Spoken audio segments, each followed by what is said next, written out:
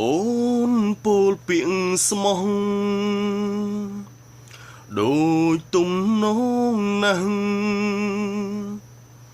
បងនេះជឿអង្គពីចិត្តអូនលេងទឹកមុខដូចជាពិតខំដាក់ចិត្តលើអូនគ្មានសង្ស័យតែដល់វេលាមួយបានបងហាញចាក់រឹកអូនយ៉ាងច្បាស់ហេតុអ្វីក៏អូនមិនខ្មាំងសំដីដែលពោលចេញបងស្លុតចិត្តនឹងអូនដែលអាចលេបសំដីខ្លួនឯងវិញថ្ងៃនេះមនុស្សខ្ញុំស្រឡាញ់ក្បត់ខ្ញុំទៅហើយតើជឿបានទេសំដីមនុស្សស្រីតែខ្ញុំអចំនឿទៅទៀតហើយសុំនៅម្នាក់ឯងក្រែងបានធូរស្បើយរៀង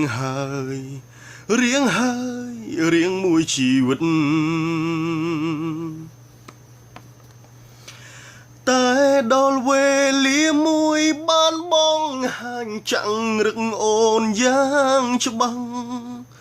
ហេតុអ្វីក៏អូនមិនខ្មាំងសំដីដែលពោលចេញបងស្លុតចិត្តនឹងអូនដែលអាចលេបសំដីខ្លួនឯងវិញថ្ងៃនេះមនុស្សខ្ញុំស្រឡាញ់ក្បត់ខ្ញុំទៅហើយតើអាចជឿបានទេសំដីមនុស្សស្រី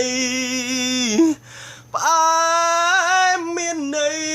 លាយថ្នាំពុលសន្យាស្មងស្រឡាញ់គ្នាមិន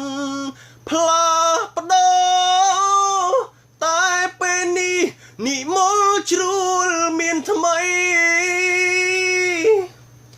តែដល់វេលាមួយបានបងហាញចាក់រឹកអូនយ៉ាងច្បាស់